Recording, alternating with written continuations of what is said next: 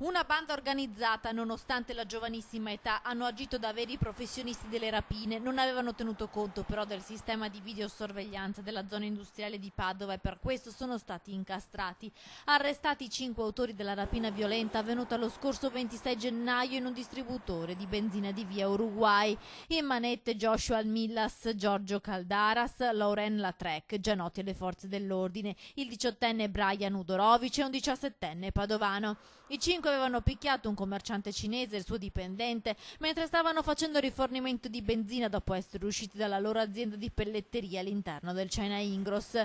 Poi li avevano rapinati, riuscendo a portar via 3.500 euro in contanti e 4 assegni bancari. I carabinieri, visionando le immagini delle telecamere, hanno individuato le 2 auto con cui sono fuggiti i banditi e li hanno incastrati. L'analisi della videosorveglianza, sia pubblica che privata, nelle vicinanze del centro Ingrosso Cina, le 2 autovetture si aggiravano presso il centro stesso ormai dalle prime ore del pomeriggio, quindi stavano cercando, il quintetto che poi è stato identificato, di individuare e localizzare delle potenziali vittime.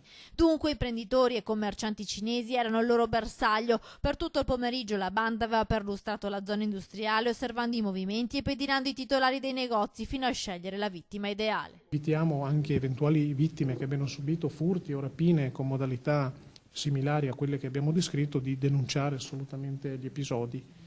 E pertanto ci rivolgiamo anche agli imprenditori di origine cinesi per dare la massima collaborazione.